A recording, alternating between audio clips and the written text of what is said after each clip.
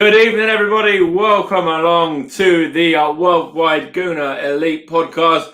Just reviewing the game between England and the Italians last night. Euro 2020 final, of course, delayed due to the coronavirus pandemic. I'm here with Russ at the moment as well. There is a link there. If you do want to come and join us, just hit that link in the chat and you can come and join us and have your say on the game and what's gone on afterwards as well. But first of all, Russ, it's the day after, the night before, and how are you feeling? I'm doing okay, Mike.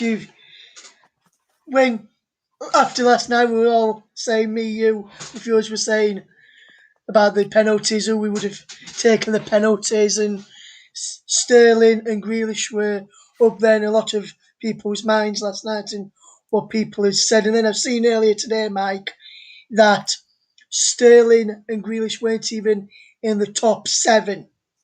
The top 5 was the ones that took them last night. 6th was Jordan Pickford. Okay. 7th was Calvin Phillips. That was the top 7 show. And Gareth Southgate in a press conference earlier this morning, I've watched it back, said he's responsible. He was the one who picked all 7. And Jack Grealish came out and said he told Southgate he wanted to take a penalty, but he wasn't even in the top 7, Jack Grealish, last night.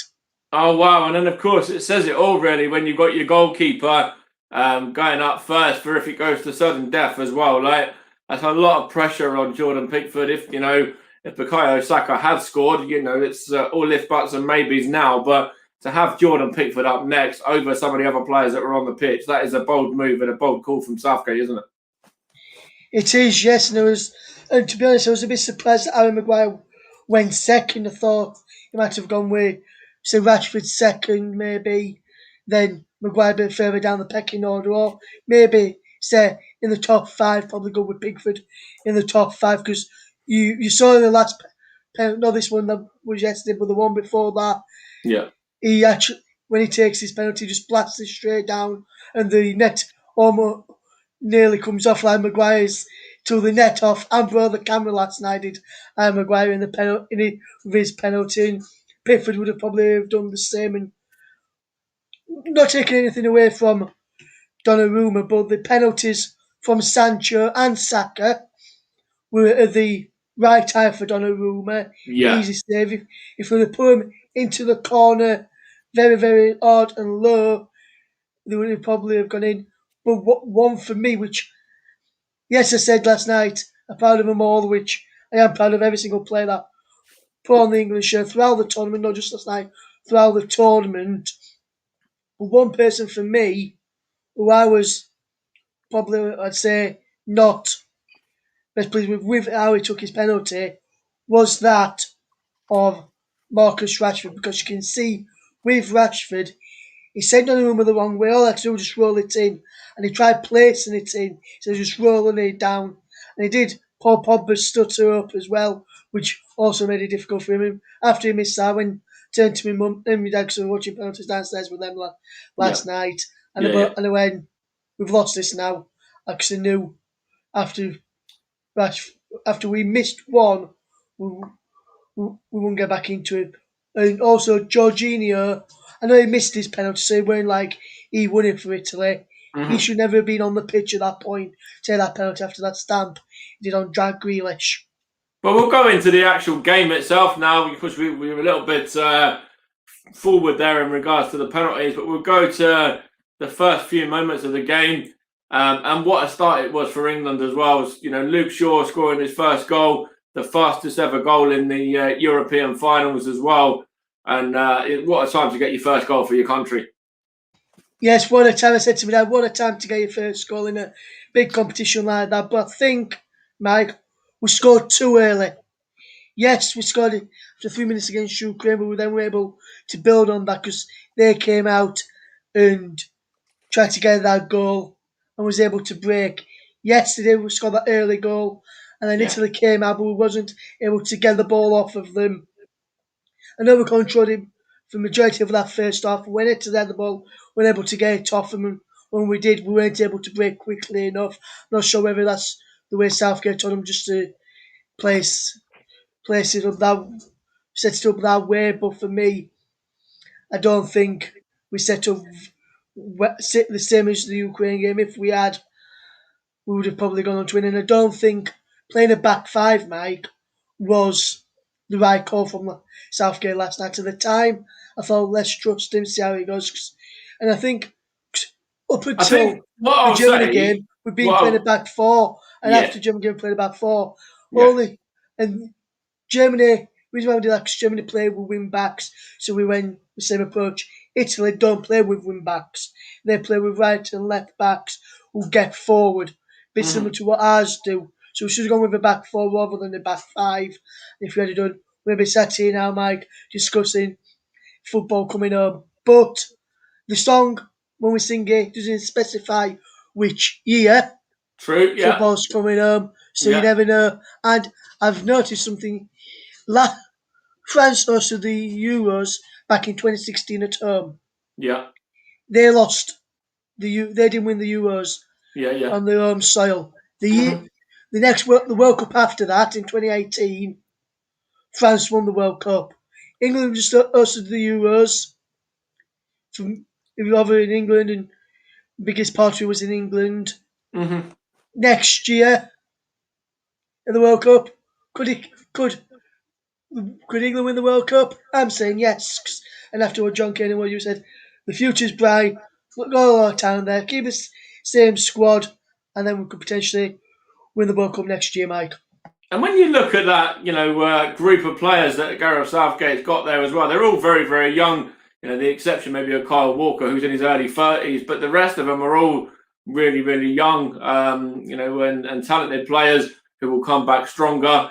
There's a few players there that were unfortunate to miss out, the likes of Jesse Lingard as well, and a couple of other names there that you could throw in there who had really, really good seasons for their respective clubs. And, I think that next year, yes, we're going to be coming up against the likes of France and the Italians again, and Belgium and Portugal, and, the likes of Spain and Brazil and Argentina. But, when you look at it, England do have a really, really good squad. And when you look at the players that have gone and, some of the players that haven't gone as well, when you look at that squad there in regards to Gareth Southgate and what he could potentially do next year, am I going to get carried away and say, yes, it's definitely coming home next year? No, but there's certainly a hell of a lot of potential there for England to go one step further and to actually lift the trophy next season, to the end of next year, sorry.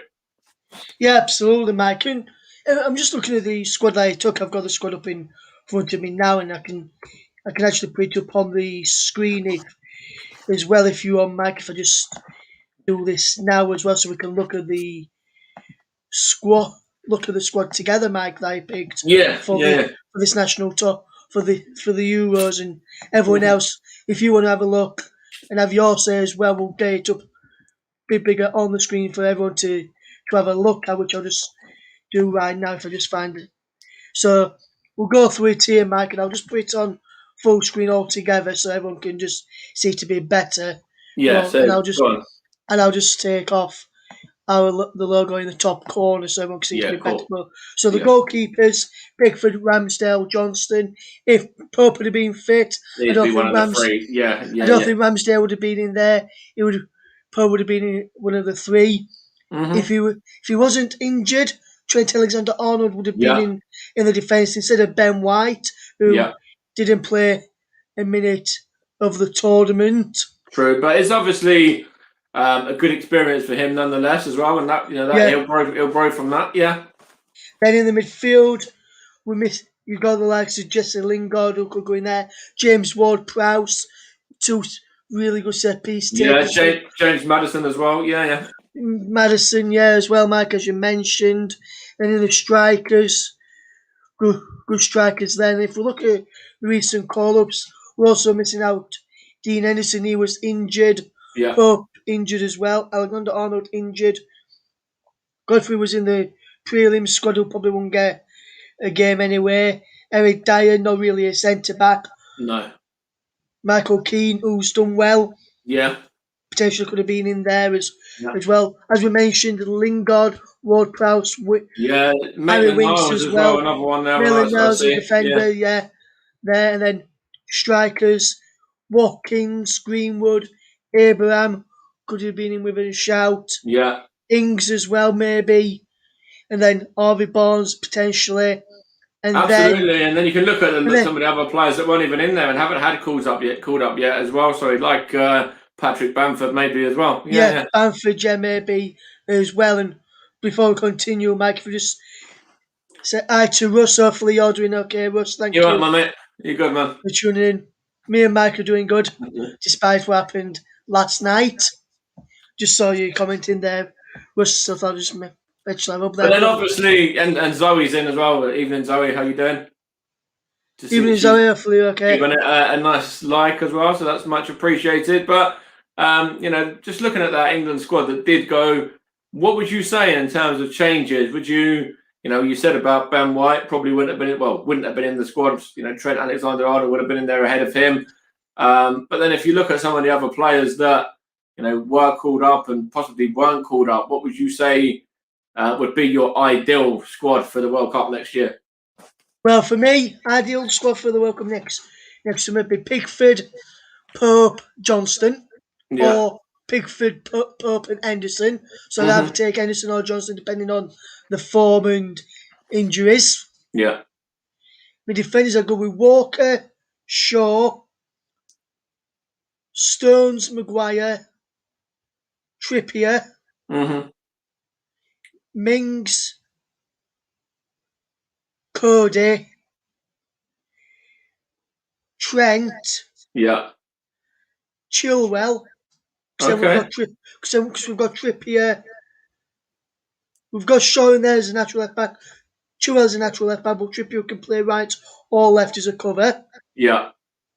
So they'd be my defenders. And I won't take Reece James because we've got Walker and Trippier as the two right backs. And Trent, Trent, so yeah.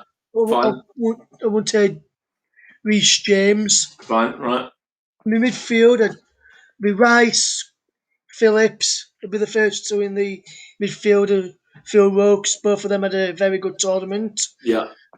Then I would have, Grealish, Henderson, Mount Foden, Bellingham, Saka, Lingard. Yeah. And then strikers, I would have, Kane. Yeah. Sterling. Yeah. Calvert-Lewin. Yeah. Abraham. Okay, interesting. And potentially, depending how he does next season, and what sort of season he has, and what sort of the following season he has, maybe Bamford, if not, possibly Watkins. And obviously, there's always a surprise one that gets called up as well. Of course, Ben White was one of the surprises in this one. Who would your surprise be that potentially, if they have a really good season or continue on in the form that they have for their club, could potentially go on? Because for me, the name that I've got is Emile Smith-Rowe. Yeah, Smith-Rowe, potentially.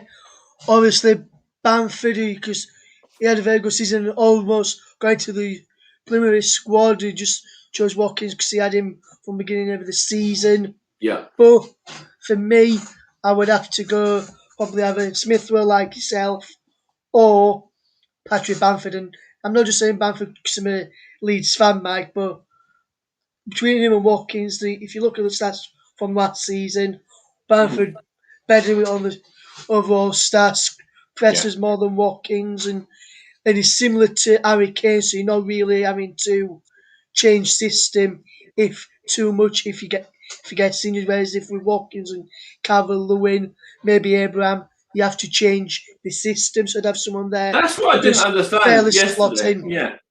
What I will say is one thing I didn't understand yesterday, or in fact two things I didn't understand yesterday.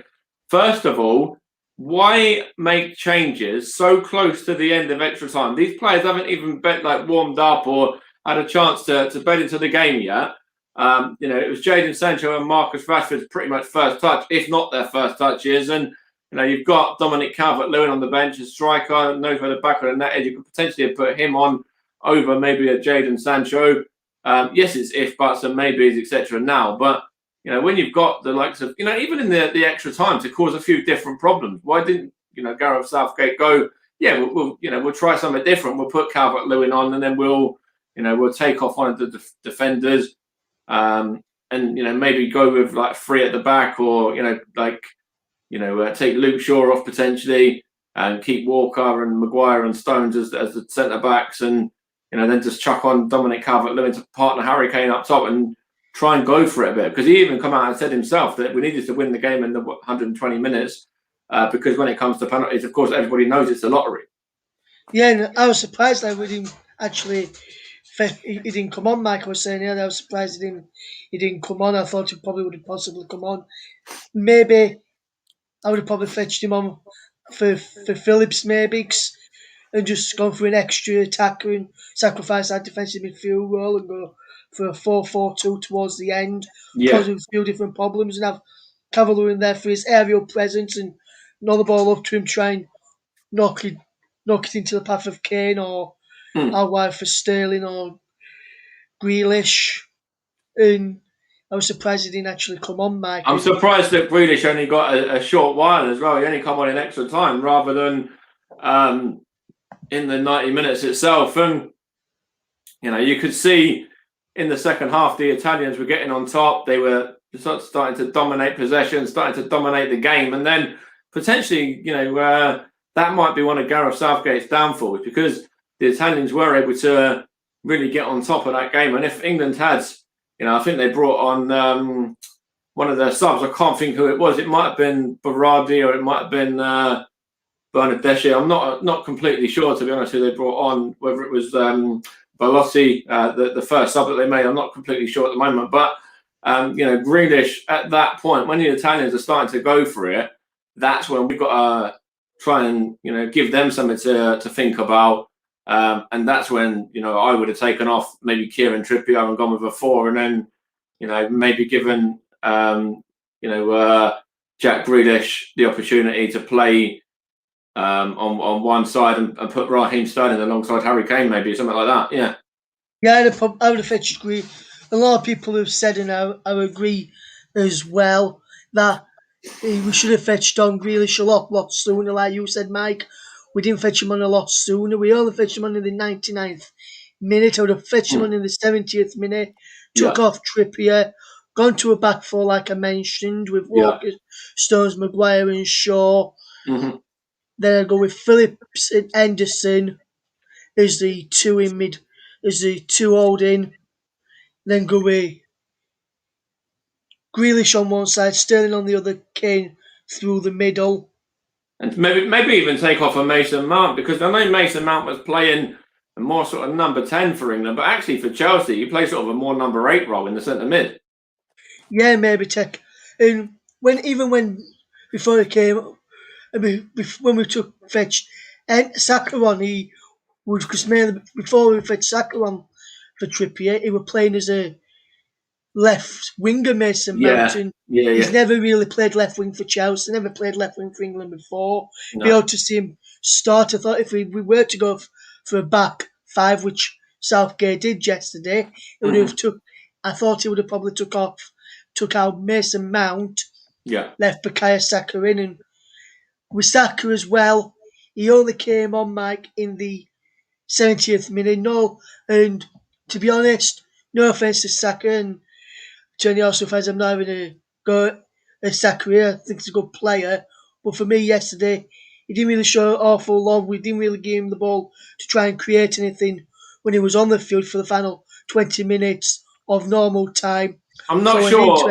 I'm not sure I completely agree with that. I think that he did have a couple of opportunities, and of course the main one was the one with Bonucci, where he literally just choked him and shoved him to the floor. But other than that, I think that's more on the Italians for actually the way that they played. I think they were really well organised and set out to stopping them from really trying to get at them. And that's what you've got when you've got the likes of Chiellini and Bonucci, who have played hundreds of games at club and country together. They're best mates. They're really well organised defensively, and they've got the likes of Di Lorenzo, Emerson, an experienced player, knows the Premier League and knows these players from playing against these players in the league as well. But I think with Saka, he had bright sparks, but I think the Italians were the ones that really stopped him from getting into his stride as much as England would have liked.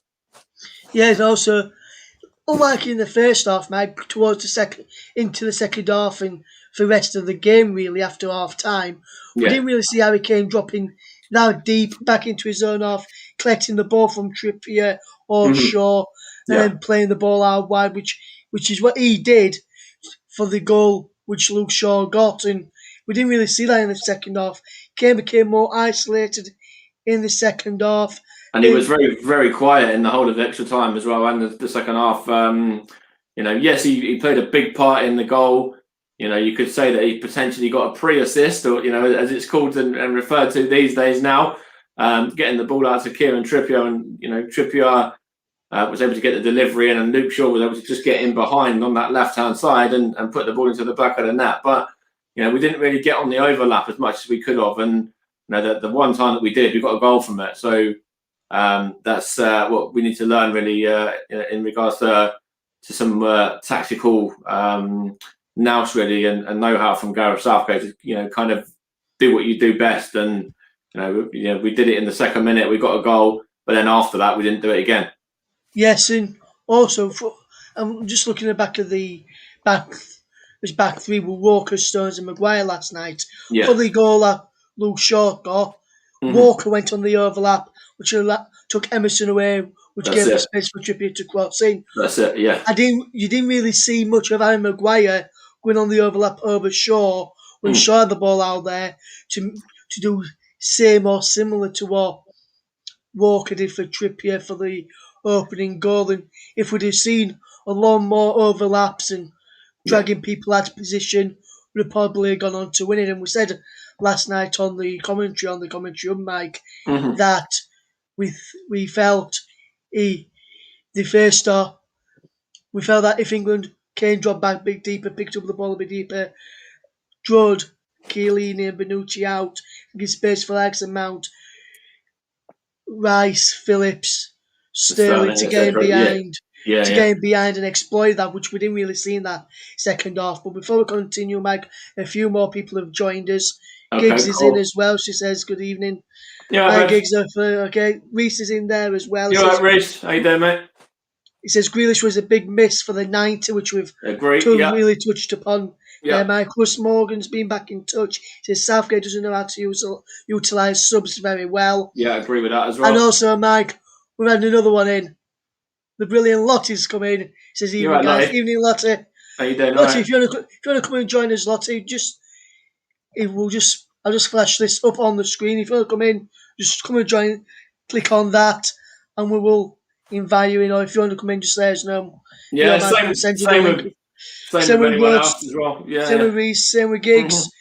If anyone wants to come in, just let us know. We'll send it across to you. Lottie, if you want to come in, message me or Mike over on Twitter. We'll send you the DM with the link, and you can come across and give your thoughts on the game yesterday and where England go from here, mate. And what I will say is, you mentioned just a moment ago in regards to getting in behind, the Italians are really, really good at staying organised. I think I saw a stat earlier on that Bonucci and Chiellini haven't got, anybody go past them in the whole competition. And that's how organised they are. That's how much they know each other on and off the pitch, and they can talk, they can organise, they can kind of what's the word? Just kind of utilise their own experiences really of playing for club and country and knowing each other's games really, really well. Yeah, absolutely, Mike. You can see that they've got a really good understanding, and I'm not going to take anything away from the players, because the England players, that is, because they're all really, really good. But you didn't really see any communication that much with the England players at all, and England really, really, really struggled last night for me. And when you look at the first half, of course, we went in 1-0 at half time, 1-0 ahead, and everybody was dreaming. We were all in the stadium. You could see people jumping up and down and going crazy, and Just really, really enjoying the moment, which was great to see. And then, the second half, as I said, the Italians come out stronger, and then they equalised as well. And how unfortunate is that for Jordan Pickford? Got down really, really well, parries it onto the post, and then Bonucci's just able to follow it in and prod it into the back of the net. But Pickford with the original one, fantastic save. And then obviously he can't do anything about the rebound, can he? No, he was very unlucky.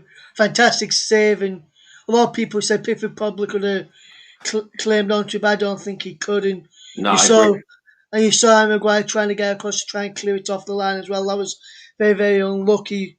You were fortunate that Bonucci was the first to react. If Pickford would have been able to come across, crawl it off the line and come and fetch his hands straight out to try and clear it away, that would have been a fantastic effort. And before we continue with dissecting that, England put a message up on Facebook earlier that said, "We made some history, but we couldn't achieve one thing we were all dreaming of. But football is more about trophies, and we've seen it that all summer coming home. Perhaps it was here all along." And with that message that I read out on Twitter earlier, and Mike, if you want to just go to that side. This side, move over. Yeah, just move over that way a minute. Yep, go on, mate. I'll just put you. Move your face to the move your face that way so we can both be on the screen as well. But there's the message that England put on. It says, "Football is not just about trophies, and now we are still waiting. It's not about the goals we scored or the ones we didn't. It's about the journeys where we've taken from our roots to the top. It's the friends we've made, the people we represent, and standing alongside them.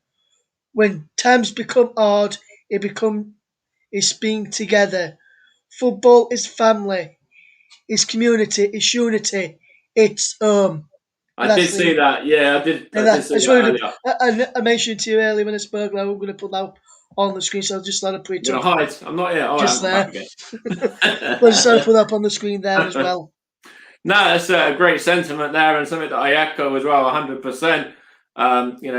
We've got some comments come through as well, and I'll just bring them up on screen because obviously I was going to just mention something, but we look at these comments first of all. Josh there saying it was Kane who tried to clear it off the line. Yeah, that's Kane over Maguire. And if you look at it looked like it was Maguire at the time, and maybe no, it's Harry Kane. If you look at Lottie's, and then Lottie's just coming there. Chiellini should have got a red card last night. Still fuming over that. Literally on the street, that's assault. If that's not dangerous conduct, she doesn't know what is. Was that the one? That was Bonucci. Sorry, on Saka, wasn't it? It was Bonucci. It was Chiellini. No, it was Chiellini, Mike. Was it? Because I know Bonucci. I think Bonucci got away with a couple as well. Yeah. Yeah, and then she says, "I love that." After 18 months, reminds me of why I love this game, and I think she's referring to Mike this, which I put up on screen just a few moments ago. We'll just put it back up for anyone who's not seen it. Which one am I going? This way? And that's what she was referring to, guys. If you missed it a few moments ago. And it's great, obviously. The tournament. You mentioned a moment ago in regards to breaking records. We scored in the final. It was Chiellini on Saka. Yeah, my apologies. I got it wrong there. Some of us haven't had that much sleep since last night, to be fair. But when you look at, as Rush just mentioned there, we've been breaking history all tournament. We've gone on and we beat Croatia. Yes, we drew with the Scots, but that we still bounced back after that and beat the Czech Republic to top the group, and then Germany beating them for the first time in 55 years in a major tournament, of course, and doing that in the way that we did as well. It was a great style the way that we did that, and some of the football we played and etc. And then the Ukraine, fantastic overall performance, really complete performance from defence all the way through to the strikers and the subs playing a part as well. And of course, then we were able to rest players and take off players that were on yellow cards, etc. as well. And then even the game against Denmark, conceding a goal and then showing some fight to bounce back and get through to that final as well. And to have that bit of hope, a little bit of excitement over the last month as well. It was, not meant to be for us this year, but there's still a hell of a lot of pride in this squad, in Gareth Southgate, Steve Holland, every single member of that backroom staff, every single player, whether they stepped on the field or not, like they were together, and they brought the country more together in a really rough time as well, after a pretty horrible 18 months to 2 years with the pandemic that we've been in. Yes, absolutely. And I just want to mention this, Ian. We've just also got some breaking news in from Marcus Rashford in the last couple of minutes. And just because I've got Sky Sports news on as well, Mike, in the background, just come across bottom, which I've just noticed. Go on, mate. Yeah, go on. Just read this here. Marcus Rashford says he felt like he let everyone down when he missed his penalty in Euro 2020 in the Euro 2020 final shootout. Rashford says a penalty was all I asked to contribute for the team. I can score penalties in my sleep, so why not that one? It's been playing on in my head over and over since I struck the ball, and there's probably not a word to quite describe how it feels. So that's just some words there from Marcus Rashford last night. And we've got a message here from Josh. He's come through and he's got quite a long message there. He just says it wasn't meant to be. It was ours in the first half. Then Italians had it in the second half. But I did think, however, Southgate got it wrong with the penalty takers. But it's only a young bunch of lads. And last night was a learning curve for many of them. I believe football will come home in the near future. And I have to agree with that. They're only young lads. Of course, Bukayo Saka, 19, Jadon Sancho and Marcus Rashford in their 20s. Some of the other players there in their sort of 20s as well. And when you look at that and you see, the potential that this England side's got, they've got a hell of a lot of potential to go on and, the World Cup or the next Euros, whatever it may be. It's not far away. John Cain said it yesterday on commentary.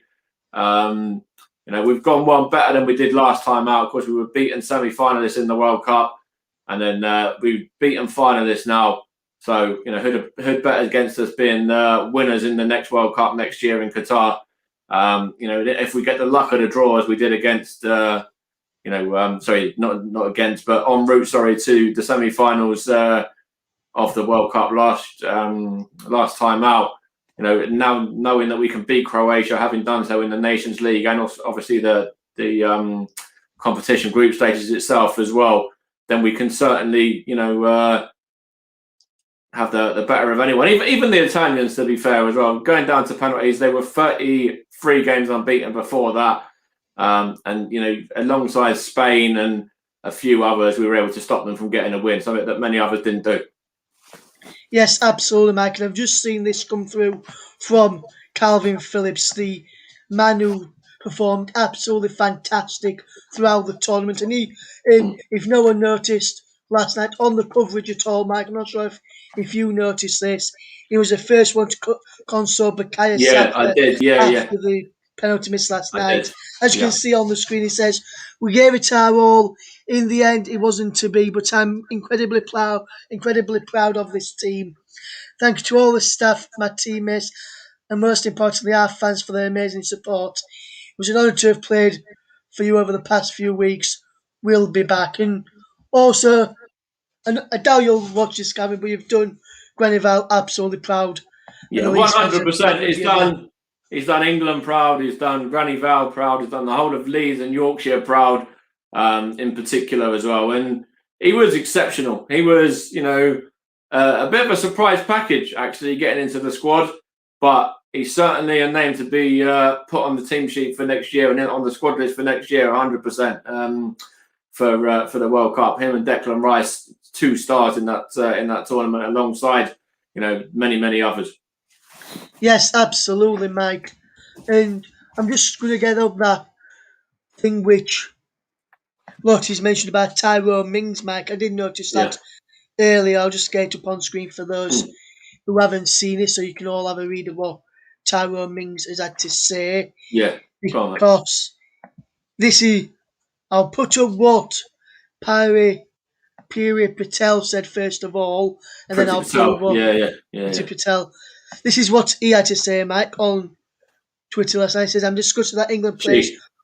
She said, I'm discussing that the England players who have given so much for our country this summer have been subject to racial abuse on social media. There's no place in our country, and I back the police to hold those responsible accountable.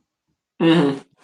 And Tyrone Mings, but you don't get to stoke the fire at the beginning of the tournament by labelling our anti-racism message, gestures, politics, then pretend to be disgusted when the very thing we're campaigning against happens. 100%. I have to completely echo and agree with what Tyrone come out and said back to her there. Yes, everybody's been behind the Black Lives Matter and the against racism movement, but then, she comes out and in government, she stokes the fire, as he put there.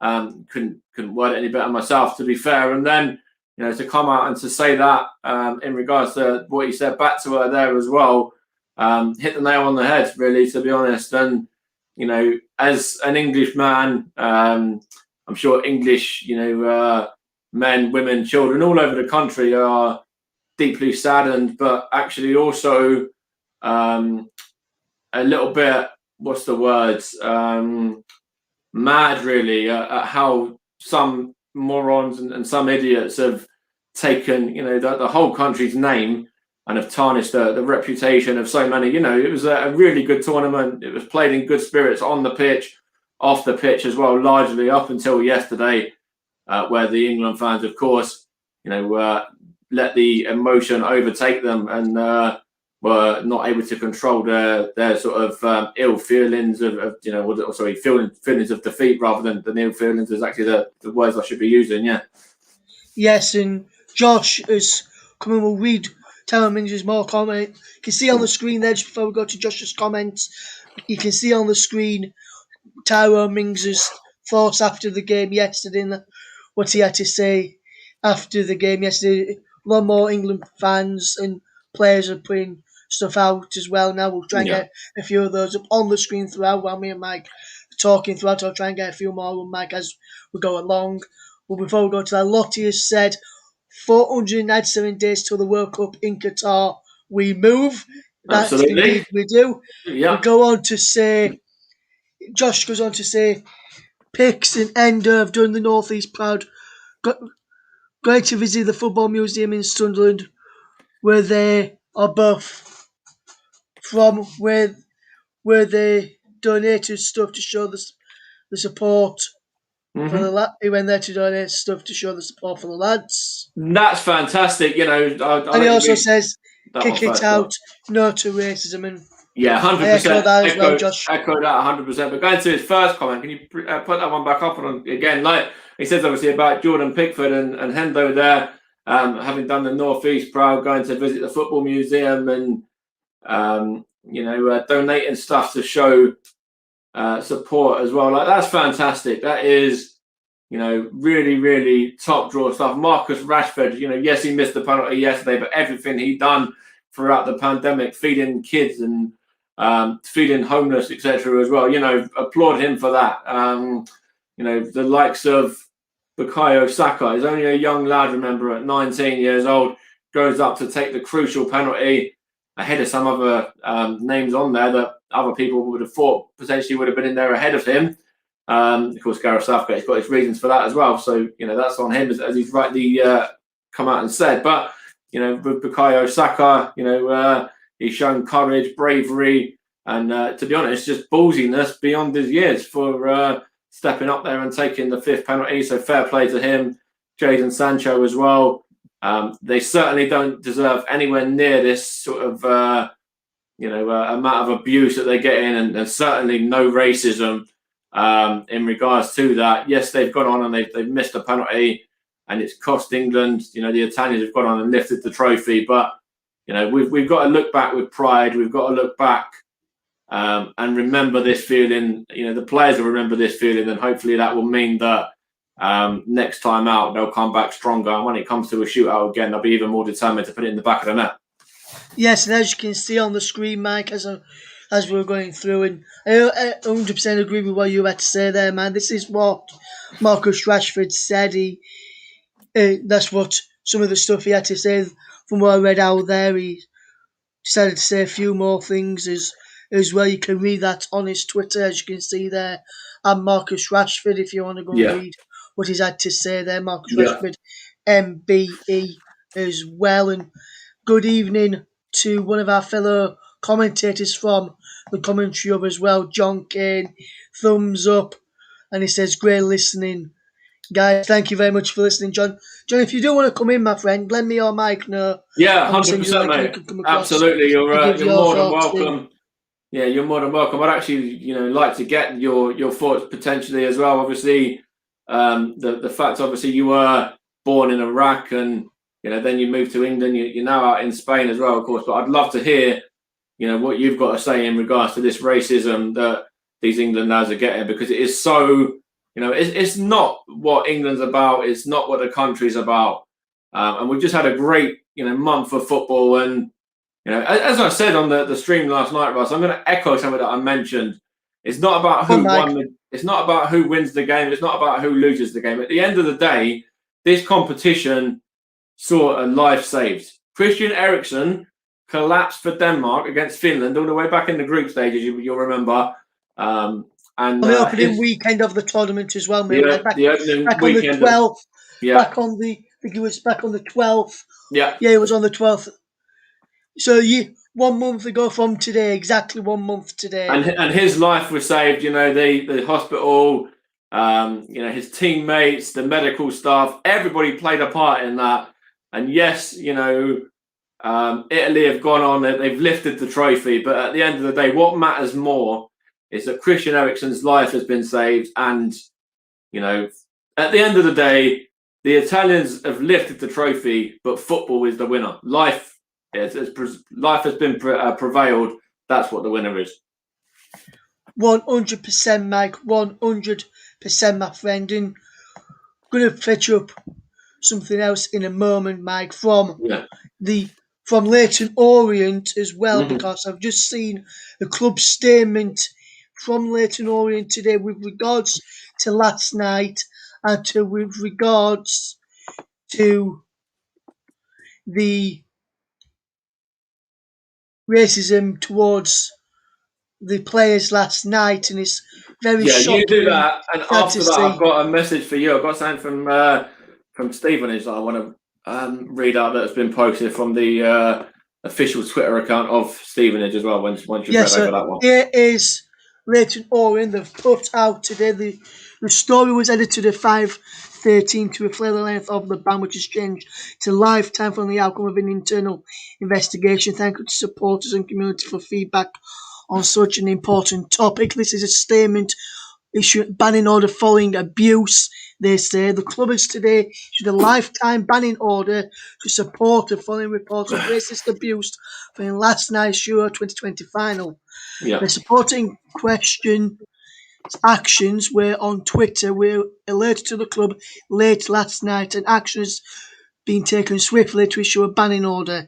As the club has repeatedly made it clear, we take a zero tolerance approach to any racist abuse or discrimination. Further to banning order, the supporter will be fully refunded the purchase of their season card for 2021-2022. The club is extremely proud to diverse history. Is of its diverse history and continues to work with local authorities and governing bodies to enact change. He says you can find out more about their campaign with Waltham Forest Council, which is no space 48. But if you go to their website, and there's a link there back from March where it tells you about all of their recent campaign, Mike. But that is just some bit of news there, Mike. Thank you, Russ. I will, in fact, get this on screen. In fact, for what Steve has posted as well. So just bear with me. Sorry, I should say. And I'll just stop mind sharing for a second. I'll bang that up on the screen. Just give me 2 moments, and I'll be able to get the window open. So this is, you'll be able to see it as of here, probably. Can you see that all right? Yeah, Mike, if you just zoom in, if you just go to that window and zoom in a little bit at the top, a bit more, just so, yeah, that'll be okay now, Mike. We can see that there. So this is from Stevenage Football Club, of course, play in League Two in the English Pyramid. This is from the official Twitter. We are undeniably proud of every single member of this England team. There is no excuse for the online abuse we have seen today, yesterday, or any day.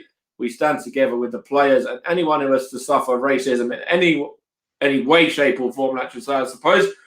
There is no excuse, and I completely echo that and agree with that as well. There's plenty more other clubs and fans coming together for that as well, but that was one in particular that I did see. And of course, Stevenage are a club close to me as well.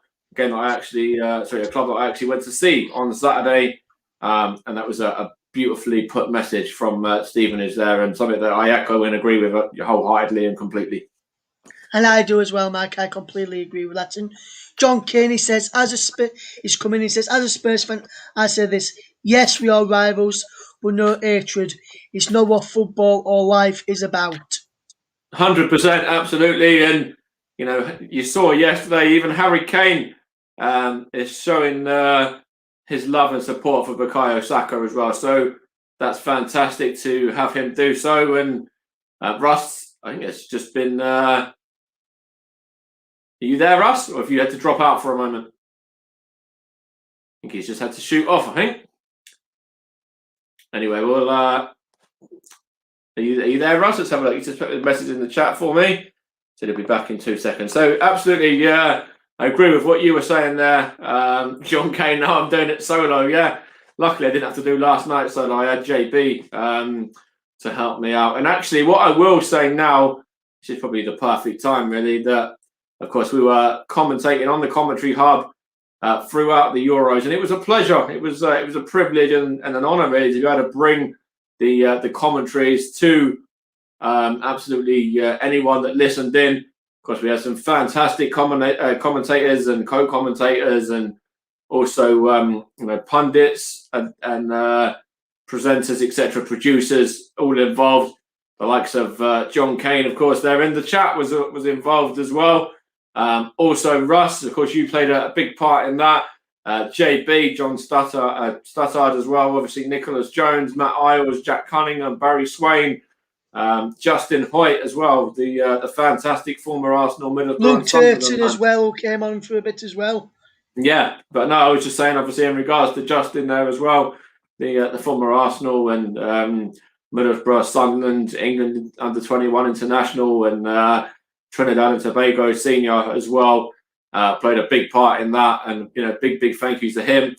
And along the subjects of Justin, hopefully we'll be able to get a chat with him for this channel at some point as well, and be able to get him on like I did with Alex Munninger. But yeah, Justin Hoyt has been fantastic, really big help for the channel.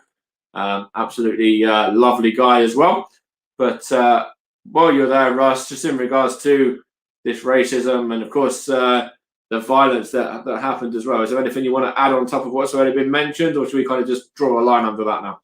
I think we should just draw a line under that now. And everyone's really said what is being said, and we all said it last night afterwards when we saw it towards the end of the show. We said it on the air, bits on the air when we saw bits. We didn't read any out. We just we put it across the bottom of the screen, which I can put across the bottom of the screen again if I think we're still.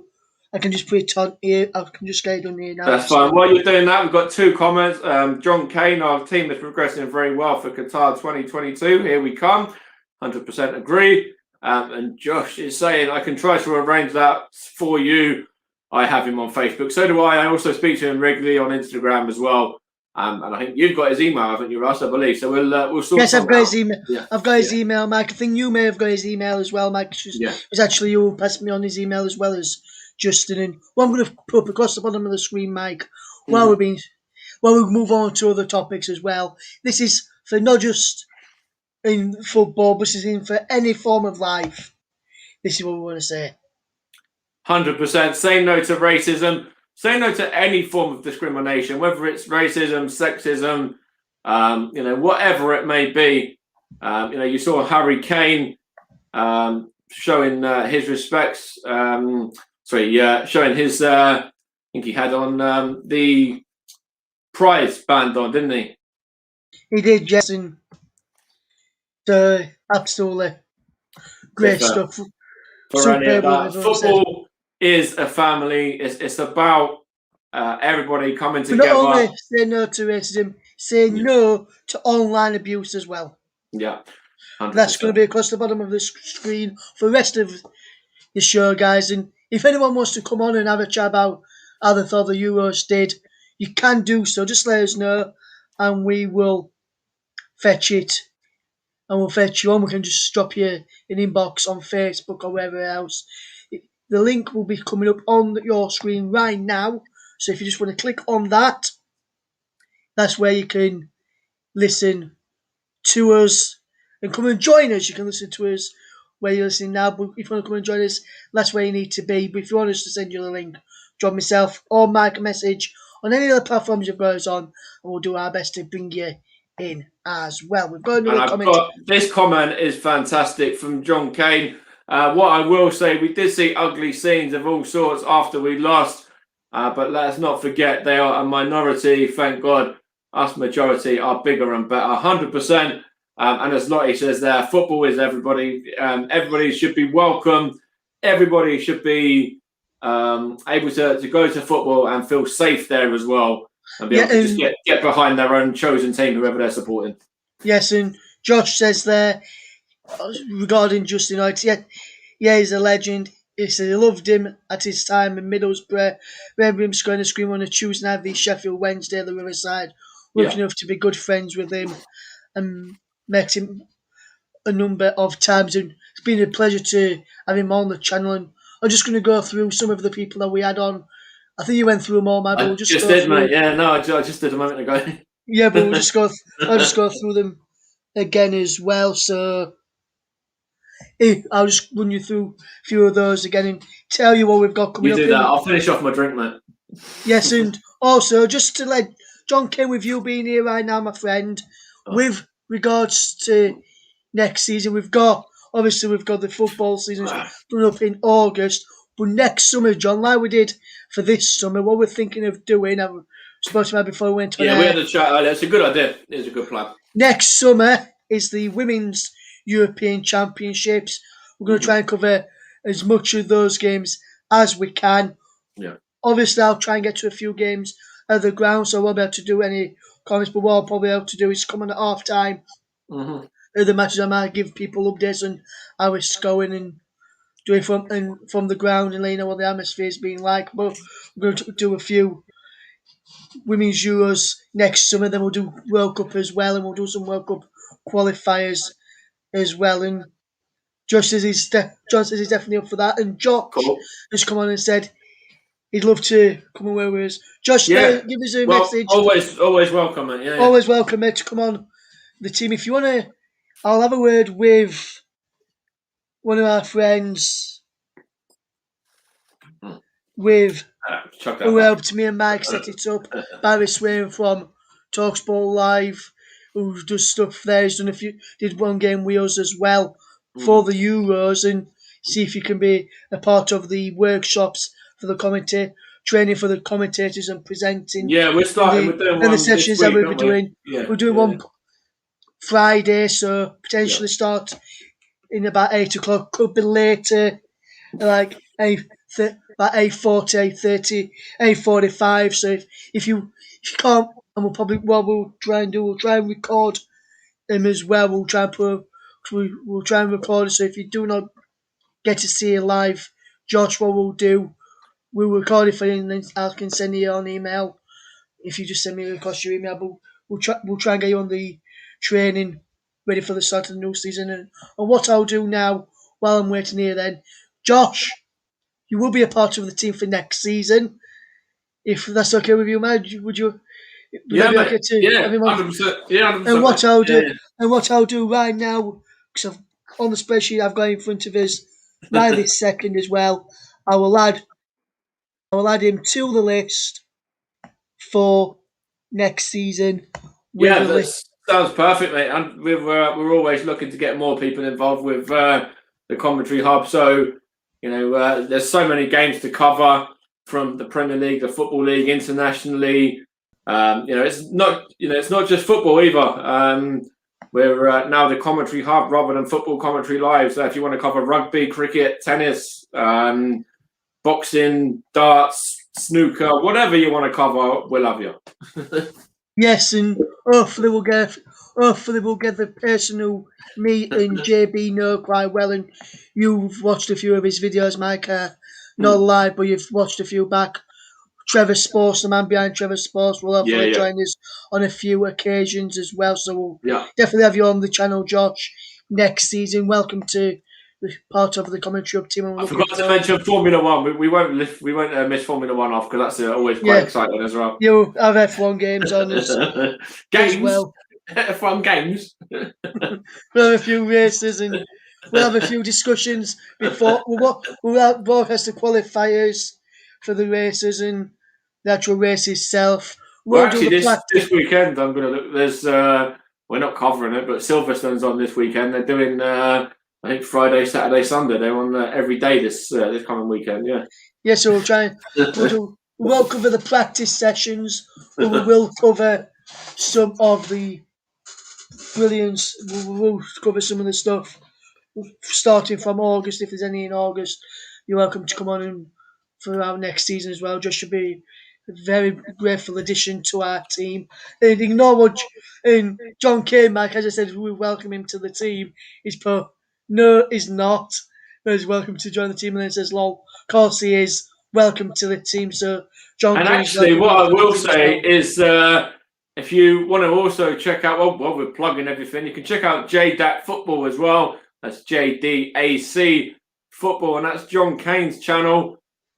He covered the game yesterday, the final in Arabic. So for any Arabic listeners or listeners that know Arabic and want to hear that back, then that's on Russ's channel, which is the Commentary Hub 2, and JDAC Football as well. So go check that one out. And any Arabic listeners, you can listen to John and John's coverage of the game yesterday and see what you think of that. Yes, you can. So you'll be able to listen to John Kane's coverage throughout the tournament, and you'll be able to hear him on the English channel, which is the Commentary Hub. Just search for that on YouTube, and you'll be able to listen to that. And also for the first part of the tournament as well, go across to the Commentary Hub to the first part of the coverage as well, and also you can hear it on Mike Orneman, the man who's this way on my screen. So that way, whichever way it is, somewhere that way, that way, somewhere. In fact, it's this man here. This man here you can listen to is. Oh look, visit this channel. You get to see me on big screen now. How privileged and honoured can you all be? You get to go across to my channel as well, where you can hear majority of the matches as well, and we'll be able to, and we'll be bringing you games across Mike's channel, and you can also hear them across, not all of them, but some of the games on JB Sports as well. Don't forget to go and check out JB's channel as well throughout the tournament. He did earlier, John. You missed him. You missed his mention of Calvin Phillips. He was talking about him when we went through the squad. We went through the squad when I mentioned Calvin Phillips, John. But he had a good tournament in. Mike, speaking of Calvin Phillips, since John's here now, John, this is the Calvin Phillips thing for you to hear. In the tournament, Calvin Phillips covered the most distance than any other England player. And in the final, it was there was only one player who covered more than Calvin Phillips in the final, Mike. Who do you reckon that is? I reckon Declan Rice. Wrong. Who else would it have been? It's on the Italian side. Oh, Insigne was getting everywhere. He was dropping in and around everywhere. Not Insigne, Mike. Do you let you know? Was it one of the defenders? Yeah, go on. It was Jorginho. Jorginho covered more than Calvin Phillips in the final last night. Oh, wow. If we get on to this message from Josh now, from Harry Kane's Twitter, the three lads who were brilliant all summer had the courage to step up and take a penalty when the stakes were high. They deserve support and backing, not the vile racist abuse they've had since last night. If you abuse anyone on social media, you're not an England fan, and we don't want you. And I echo that. I agree with that 100%. And I'll say what I said yesterday in regards to when I posted about it with Bukayo Saka as well. If you're going to abuse Bukayo Saka, you're going to send him racist slurs or anything like that, then if you're a follower for this channel at the moment, whether that's on Twitter or my own pages or whatever, if you're the kind of person that wants to send that abuse or feels like that's you have the right to do that, then you can go. I don't want you. I don't want you on any of my social media pages. So if that's what you're going to be like, then off you go. Yes, and I'm going to echo that, Mike. If you're going to be sending racial abuse to Saka, Sancho, or Marcus Rashford, then you can go. Like Harry Kane says, you're not an England fan, and we don't want you. And what Southgate actually said, Mike, was, because I heard what he said earlier as well, the people that was doing it, Mike, were not actually from England. Well, no, a lot of them were English people. There were fans from abroad as well. Yeah. English fans from abroad as well who was doing it. So we do not want you stepping in our country and in our stadiums. You can stay where you are, and you're not welcome to any ground. If we find out where you are and we see you and seeing you tweets do that, we'll report you straight to the local authorities, and you'll be getting banned. And that's what I will say. I know John and Josh have just put in a couple of comments, but before you put them on the screen, or before we read them off the screen, sorry, I should say, that's what I want to see a lot of. I want to see, if you see any racist abuse towards any of these players, call them out, report their tweets, report their posts, do the necessary steps, take the necessary steps that you need to take. And, that's what we need to do at this moment in time to back these players and just to show that we're with them, because at the end of the day, they've stepped up such young ages, sort of in their 19 and in their 20s, big bottle, lots of courage under a very pressure-based situation. And they were, unfortunate in the situation that they didn't put the ball into the back of the net. But life is a lot more than that. It's a football game at the end of the day. And, what I'm going to say is kind of just going on from what I was saying a moment ago. If you are going to show any kind of racism, whether it's in football, whether it's in any sport, any way of life, I don't want to be associated with you. Neither do I. And what I'm going to say as well is, John Kane says spot on. Even Harry Kane is Irish, and he's sending that out to the England fans. Yeah. Josh says he echoes what you say, what you've just been saying, Mike, there. Josh also goes on to say, Mike, which I'll just go first before we go back to John, says, not just racism too, guys, also bullying, if you guys and anyone who wants to talk or is getting bullied or racially abused. 100%, yeah. If you're getting racially abused or getting bullied, go message this guy here, or message one of us too. Or can even message John Kane, Matt Hales, Barry Swain, Kieran Riley, anyone from the commentary hub team, and that's it. People who's in this channel, whether you're watching on YouTube, watching on Facebook, watching on Twitch, Twitter, we know you're the true ones who support England, and if you're getting racial abuse or getting bullied, message one of us and we'll sort that out. And John goes on Russ, I was just going to say something a minute. Yeah, let me just read, go back to what I was going to say, and then... I'll say that, and then I'll read John's out. So read that after, yeah. Yes, you're coming to the second, John. No, I was just going to say, just going back to what I was saying, we've got to make sure that we call these people out. Did you see the post on Twitter?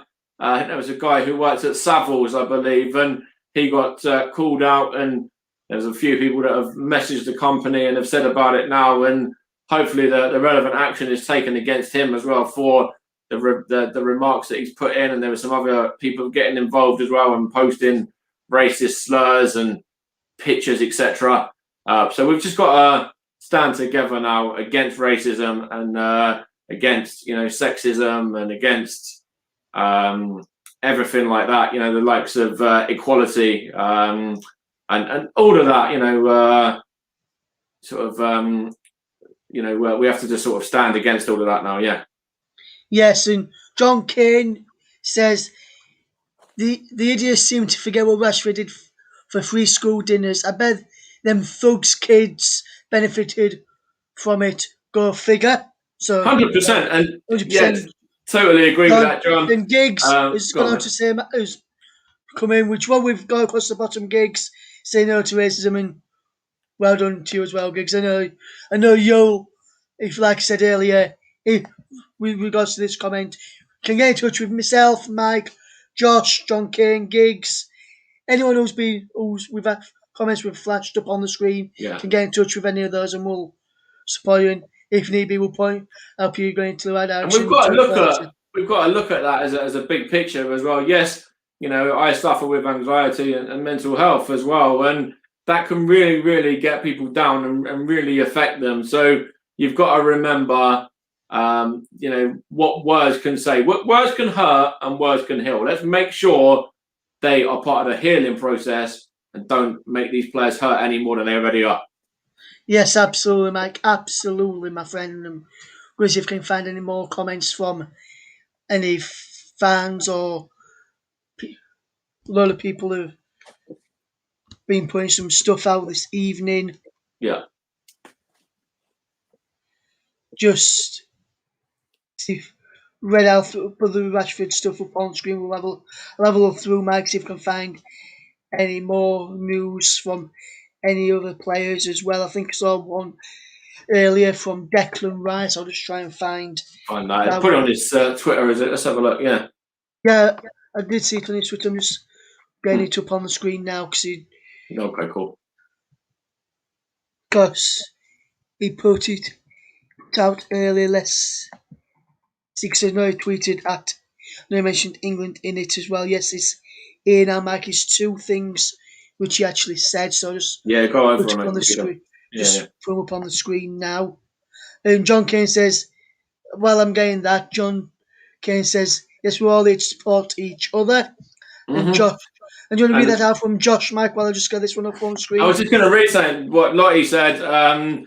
She said she would jump on, but she's still emotional over everything that happened. And I completely agree with that. Understand that as well. Thank you for saying that you enjoy it and that you're enjoying what we're chatting about as well. And, trying to make sure that we're bringing across, the points that people need to hear. But, we're proud of Bukayo Saka. And at the end of the day, he'll always be our little Chile. He'll always be our star boy, and he'll always be the Hale End boy who's going to go on. He's going to be an absolute superstar. Yes, and I'll just get these up in a second, Mike. I'm just going to load it up onto the screen in a second. This will make him. I'm going to echo. I think it was Ian Wright that said it. He's a really well-liked kid. He's a fantastic player around the dressing room. Everybody at Arsenal loves him. All of us fans love him, and that's what's going to bring him through this. Yes, he's had a bit of a rough moment, but when he looks back on it, he'll look back on pride of being in a final, and he'll think, yes, I was unfortunate. I hit the target, and what more can I do? The keeper saved it on the day. That's happened to many, many other players. It will happen to many other players. It's happened to Mbappe, Messi, Neymar, Ronaldo. They've all missed penalties, and it hasn't held them back. So he'll do the same with Saka. It will really stand him in good stead, and he'll go on and he will be a proper good player. Yes, and that's what Giggs is putting as well, Mike, as well, which is 100%, which I 100% agree with that coming down there from Giggs. Yeah. And now what I'll do, Mike, I'll just get it up on the screen. Mike, if you want to fetch my screen up onto the screen, Mike. This the one? Yeah. Yep, and if you just, and I'll just press this one at the end here, Mike, just to get it Go on. Yeah. it on the screen so everyone can see it. This is from Declan Rice. earlier on tonight. I'll just scroll it down while people can just read it. If you're watching on YouTube, just pause it while you read it, and then we'll go back in a second, and then you can just continue and read it through as I just scroll through for you. This is what Declan Rice had to say on his social media earlier today. Go on, mate. So that's that one there. I'm not reading it, Mike. I'm just having it to put screen so that people can just read through it and we can have a talk. And I agree with what Declan Rice has said. Well, it's probably, but well. Read it out. So basically, saying here, go to leave it on the side. I'll read it, mate. I'll go from this one here, Mike. So that and you can just read it out then, mate. All right, go. It's at the beginning, yeah. Yeah. Okay. So this is Declan Rice, of course, England and West Ham midfielder. He says it's difficult to put into words how I'm feeling this evening. I'm, of course, absolutely devastated with the result last night and need some time now to process the massive disappointment we are all feeling. To get so close is heartbreaking, and I know all of us around the country are hurting. However, the biggest emotion I am feeling is pride. I am so proud to be a part of this squad. The last 4 weeks, I've had the best time of my life. My entire life, and the journey we have all had as players, management, staff, fans, and as a nation has been very, very special. I agree with that as well. It's been a true honour to represent our country at a major tournament, and together we've all created memories that will last a lifetime. And we win together, lose together. And although it's painful today, this is just the start for this squad, and we'll be back bigger, better, stronger, and ready to go again. And that is perfect, really. You know, Declan Rice was a core member of this squad, really, really top player, you know, in terms of what he did throughout the tournament as well for England. And I could just put these two bits here as well. He added on to his social if you want to read them. This is the last two bits. He said, "Thanks so much to everyone around the country for the incredible support for all of us during the whole tournament. Seeing everyone come together as we have over the last month has been amazing. I know there are great days ahead. We're hungry for success, and the future is bright for this group." And that's what John Kane said last night during our.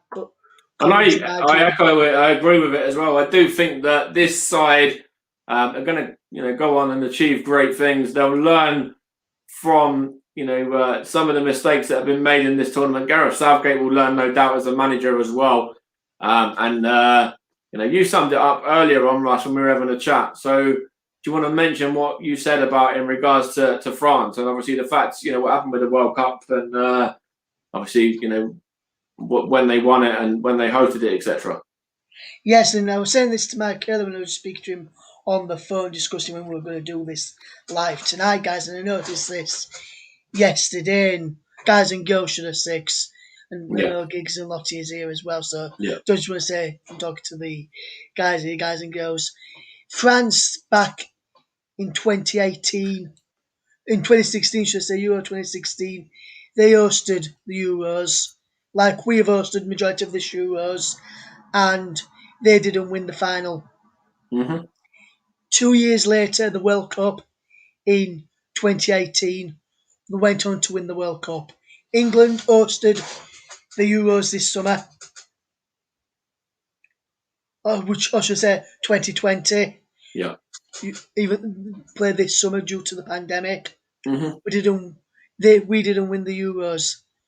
Could 2022 be the year that we see football finally come home? And I know earlier, for those who've just joined us, the likes of Josh and also like Giggsy Giggs as well. Yeah. I'll just take off the banner across at the bottom for just a brief moment, Mike. If you put your head that way. That way, yeah, Mike. I'll put my head this way. You can still see it on the screen, but this is from England, and I'm going to read it again. And what I'll do, Mike, I'll leave it on the screen, but I'll read it from my phone where I can see it a bit better than where I can see it on the screen. It's on the screen, so I can see it a bit bigger. So if I just wrote it on my phone here, it says, "Football. It's not just about trophies and how we're still waiting. It's not about the goals we scored or the ones we didn't. It's about the journeys we've taken from our roots to the top. It's the friends we've made, the people we represent, and standing alongside them. When times become hard, it's being together. Football is family, it's community, it's unity, it's home.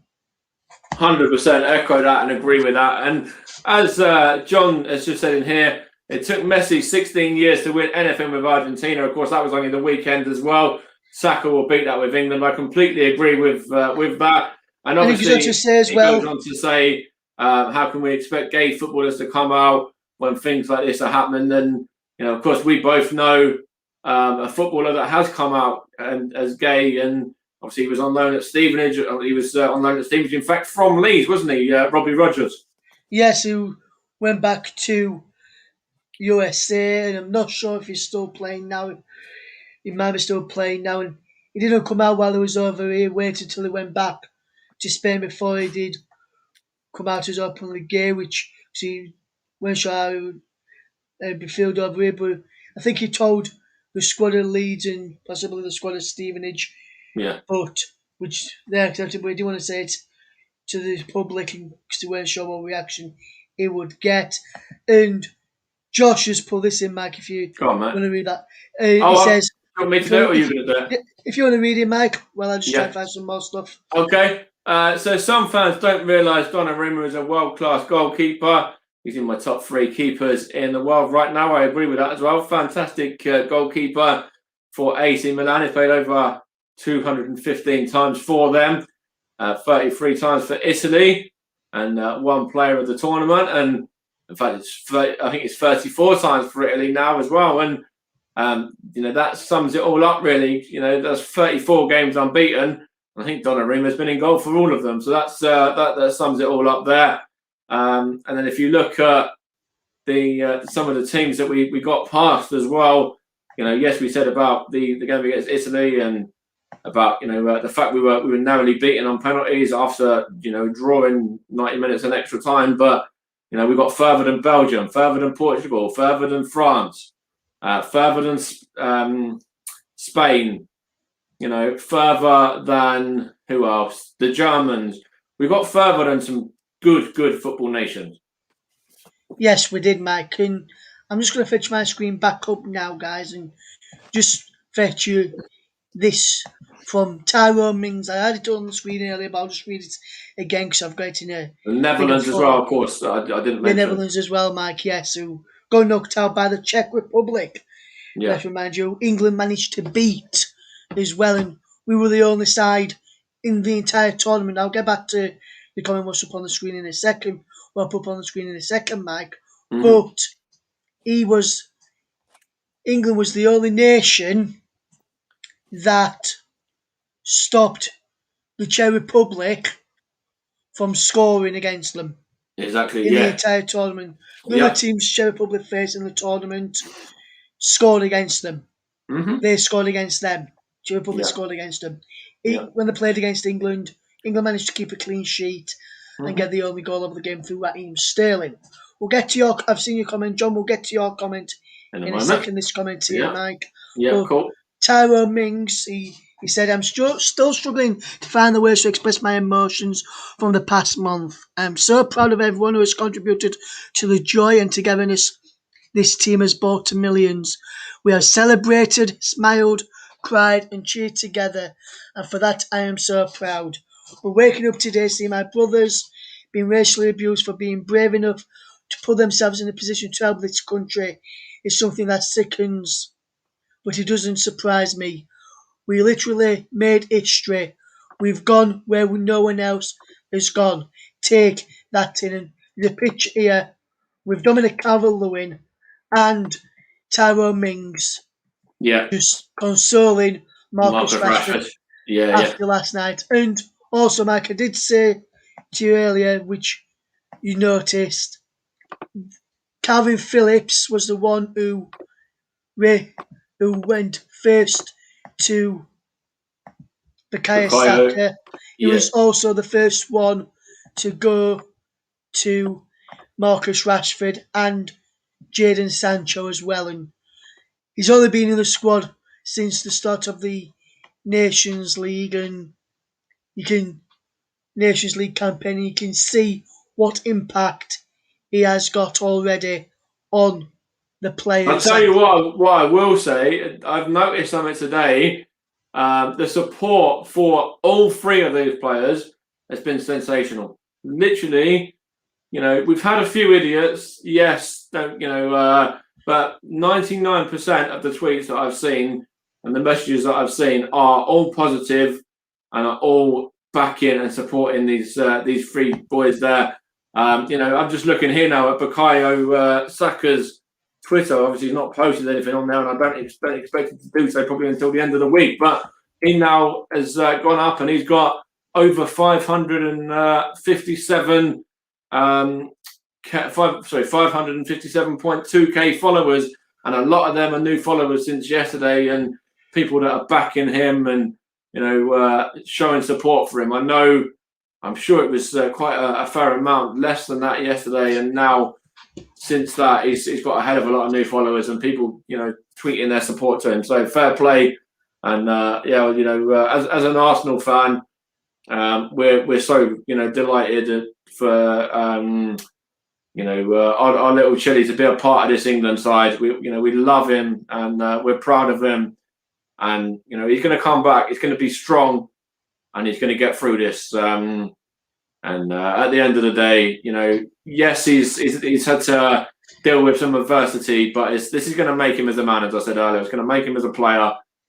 Everyone loves him, whether it's club, country. And actually now you've seen today so many players come out and show their support, and also so many fans of other clubs, the likes of Tottenham, Chelsea, Man City, Man United, Liverpool, whoever it may be, are all getting together to back these three players. And that's what football is about.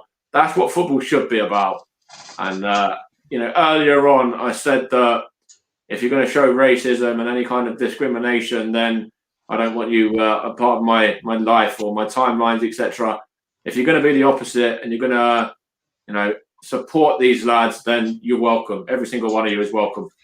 And I echo that there, Mike. And Gareth Southgate here, Mike, he says, the players have had incredible togetherness and spirit, which has brought so many parts of our country together.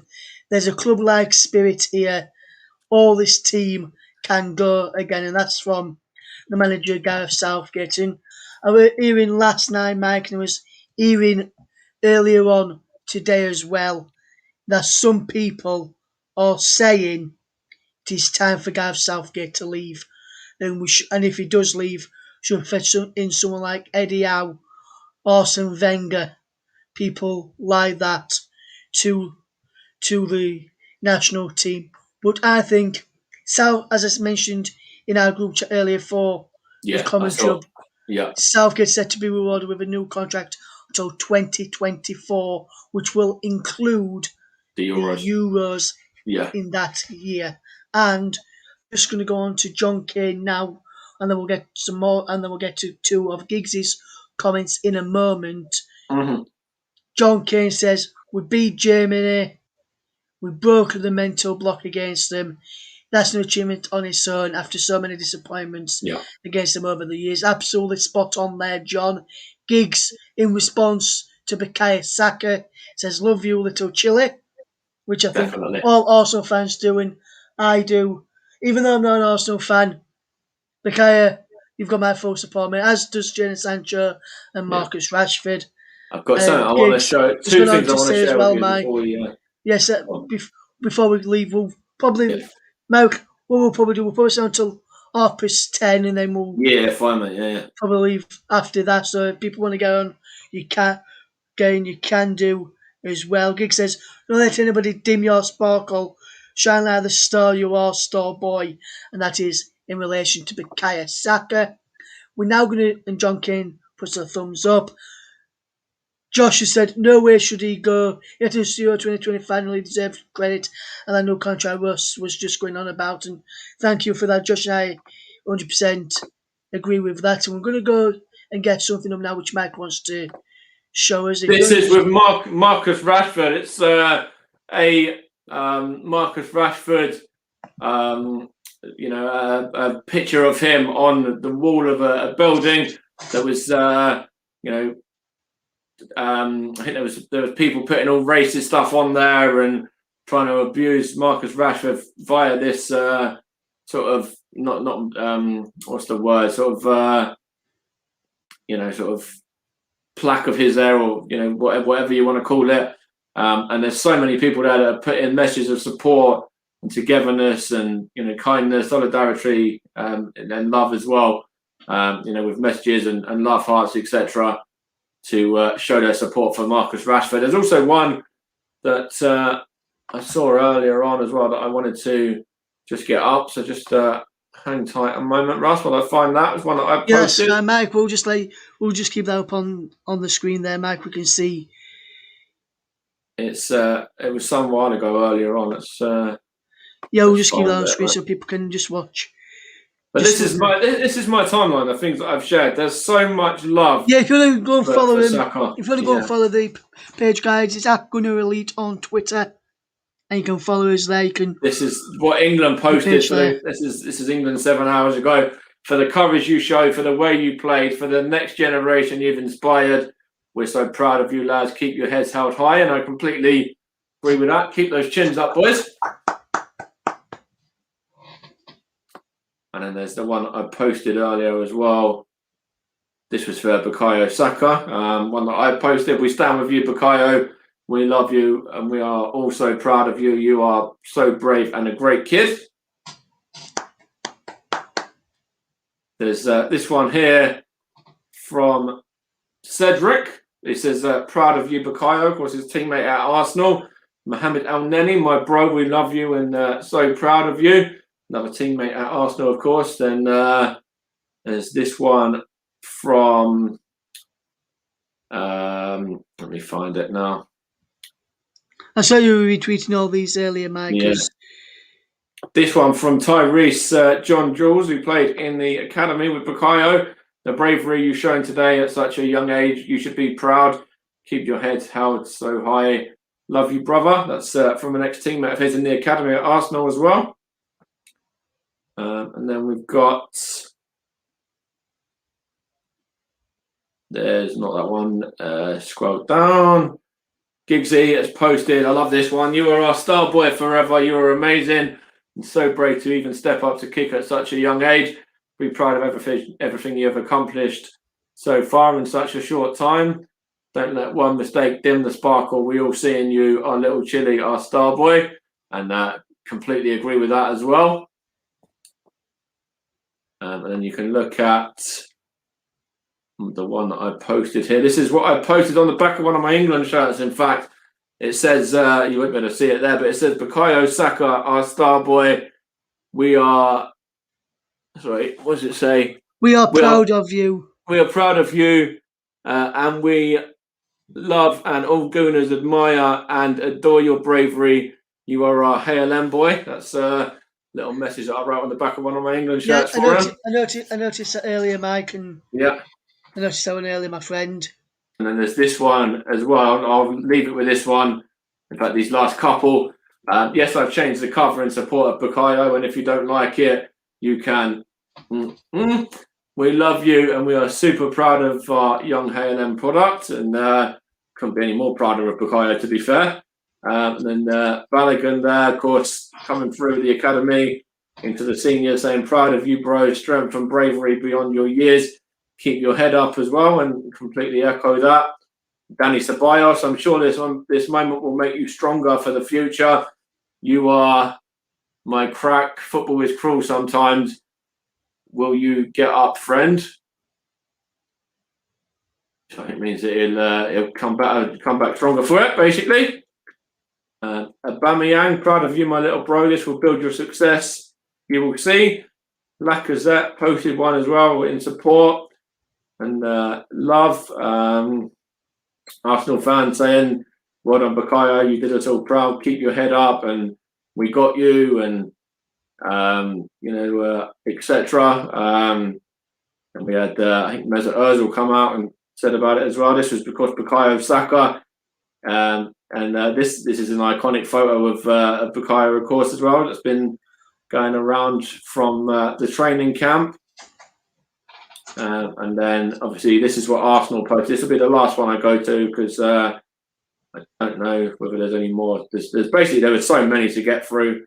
And then so I'll read this as the Arsenal one finally, and then we can go and see what Russ has got. But this is Arsenal saying, football can be so cruel, but for your personality, for your character, for your bravery, we'll always be proud of you, and we can't wait to have you back with us. And something I completely echo as well. You know, we can't wait to see you back at the Emirates, Bukayo, and you're going to get a fantastic record, a fantastic sort of recognition, and a fantastic reception, which is what you deserve.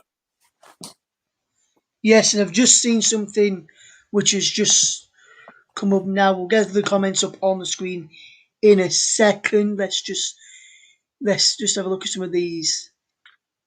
Yeah. We'll get this one up now from Josh. Love that Muriel of Ratchford. Yeah, Muriel. Yeah. With the messages. Yeah. John Kane, who's been in touch, he's put two things in. If you want to read John's mic, I'll read Lottie's in a second. Yeah, fine, mate. The first one from John.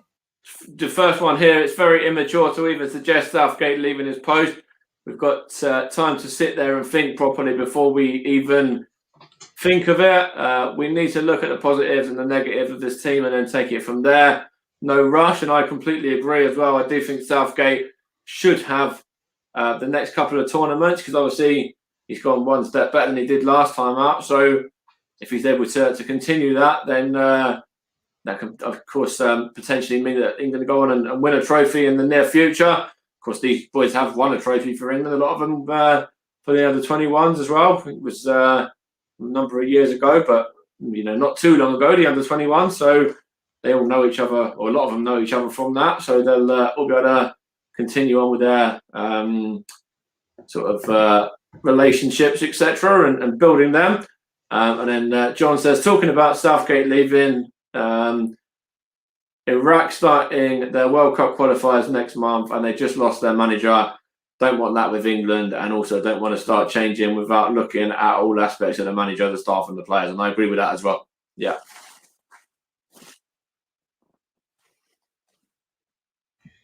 Sorry about that, Mike. I just muted while I had a jingle so while you were reading, and I forgot. I was like, what are you doing? What are you doing, Russ? As I was saying, mate, this is from Lottie now. She says, it was tarnished with racist comments. Yeah. And this is the football community coming together. It will not win. 100% Lottie. And I know we don't like the newspaper, but on front of the Sun newspaper, I've got it in front of me. It says, Nation unites against racists. There's a photo of Rashford, Jadon and Bukayo on front. Furious slurs on 3 lines, heroes. He says, we've got your back. And then he says, Willis and PM lead support for Aces. And then just on the front, full story is going to be in the page 4 and 5 of that newspaper with I mentioned tomorrow if you want to have a read. And actually, I think after the game, sorry, Russ, after the game, I think it was Prince William came down and actually he made he sort of made it clear that he wanted to speak to the players, and he went into the dressing room and spoke to them and kind of said, thank you for your efforts over the last sort of month or so. And he just thanked them and said, don't worry about it too much. Don't try not to let it get you down, and sort of obviously you've got a lot to deal with in terms of missing the penalties, etc., and what comes with that. But he basically just offered his words as well, saying that England's proud of you, and I agree with that. England should be very, very proud of the 3 of them and all of them. Yes, and on front of it as well, Mike, it says the nation last night united behind the 3 England stars who suffered racist abuse over their Euros penalty misses. Marcus Rashford 23, Jadon Sancho 21, and Bukayo Saka 19 fish. Torrent 8 on social media. Prince William and Boris Johnson led the condemnation as Harry Kane told the racists, we don't want you. And I'm just going to read I'm seeing some stuff up on the screen that I've got in front of me on this screen aside of me here, Mike. I won't put them up on screen. I'll just read them out. That what they've put up on the screen here when I just get them up here. Calvin Phillips, the Leeds United man. So another Calvin Phillips message there to you all. Go on, yeah. It says, absolutely disgusted with the unnecessary racist abuse. I've seen online directed at my teammates. Nothing but love and respect my brothers for their courage. As Saka, Sancho, Rashford, keep your heads up. I will come back stronger. Yeah, definitely. And then goes on. And then Reece James has put, we learn more about the society when we lose far more than we learn when we win. 100%. I have to agree with that as well. And that's football for you. You know, when we go on and, you know, we win a trophy or we win, you know, a couple of games of football or get to the latter stages of the competition or whatever, then, you know, the whole nation are behind them. But then when they lose, they get abused. It's a very fickle sport. That's why, obviously, you know, the saying is football fans are very, very fickle fans. And that's something that has, you know, sort of become so strong throughout this tournament. And in particular, the last week, they were the same players that were, you know, cheering and celebrating the fact that England got through to the final last week. But then because the penalties were saved or missed, then the fans, probably the same fans, turned on them again and started abusing them and sending racist abuse and racist slurs to them. Absolutely, Mike. Absolutely, my friend. And I've just seen a comment from Josh. I'll get that up and then you'll read it if you're Mike. Yeah, exactly. Go on, mate. And I was just saying exactly to John, they're not even fans. Exactly, they're just there to cause trouble and to, that's it really at the end of the day. This is what Josh had to say. He said the England team over the last few weeks have broken records, made history and done the whole nation proud. England till I die and always will be. Love Southgate and what he's done with this young team who are still learning, and this was a massive stepping stone for them. And they will all have next year in Qatar. Only Henderson and Walker that might not be at the World Cup after Qatar, the next Euros as well. And fans who are racist and violent are not England fans. And as John Kane says, and as Josh says, and also as Harry Kane says, you're not England fans and we don't want you. Absolutely, Mike. And that's a good one from Josh there. John there, I mean, as well. It says, all the love and support from all the Spurs fans to Saka, Rashford, and again, the kind of abuse in any way, shape or form. Yeah, 100%, mate. Yeah. So in regards to the Euros, of course, I think we'll wrap it up in a moment. But of course, in fact, we've got Lossie coming in and putting in a message there as well, and also Giggsy, to just jump to them. Lossie says, anyone who abuses Saka racially isn't welcome at Arsenal. They aren't welcome to celebrate Aubameyang, Lacazette, Pepe or anyone scoring next season. Completely agree with that. And then Giggsy says, real true fans win or lose and support their team together. If they win, they celebrate them. If they lose, they lift them up and build them up. Remember, players are human too. And that, of course, goes back to what I said earlier, that they have emotions as well. When it shows that, you know, we have to build them up and we have to just help them through the struggles that they're going through at the moment. 100% agree with that. Yeah, I agree with what they've both said as well, Mike. But then in regards to the Euros, I think, should we wrap up Euros? And we've got about 10 minutes. Of course, we can talk about some general football. And of course, being on the Arsenal channel, we can kind of have a little look at the game tomorrow. The fact that obviously Arsenal back in pre-season training against Hibernian tomorrow as well for the opening pre-season game. And of course, that's probably the first time that Nuno Tavares might feature as well, the new guy who signed on Saturday. Yes, it'd be interesting to see who does start as this week tomorrow for Arsenal, Mike, and hopefully, I know you'll be watching. I'll try and watch it as well, but let's see. Can you see? Did you think Arsenal will have the squad list? I know for who's actually travelled to Scotland. I'll have a look for you, Mike. Well, yeah, I'll just have a quick look for you, Mike, and if I find it, I'll put it on. Because I know, obviously, the guys that have been at the Euros, Bukayo obviously won't be there. Kieran Tierney probably won't be there either. And some of the other players, but I think the majority of them will probably be there. The likes of Pepe, Smith Rowe, Leno and Gabriel and Partey. Also, Aubameyang and Lacazette will probably all be there as well. But we'll see if we can find that one out for you. Yeah. What I have found, Mike, here, And some photos, yeah, because a lot of some those will be photos which Arsenal put up earlier, so I'll just put the screen just put it on full screen, Mike, and then load it up for you.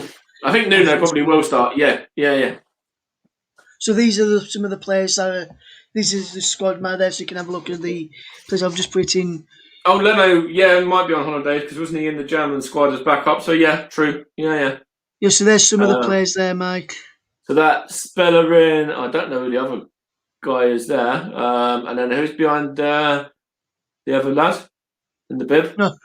No, show those. That's not. Can you put it big? I'm trying to see who that is. Lottie, you might better help me out. Who are those two there with Bellerin?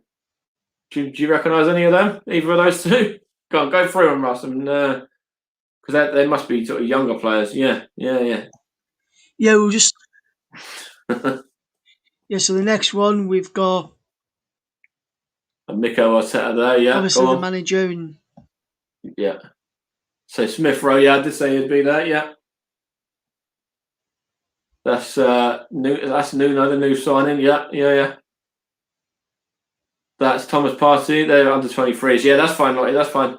Then Laka, Joe Willock, Aubameyang, Partey, and I can't see who that is behind, yeah. I think the behind Mike are the coaching staff. Okay, yeah. Mo Elneny, yeah. Lacazette and was that Willian?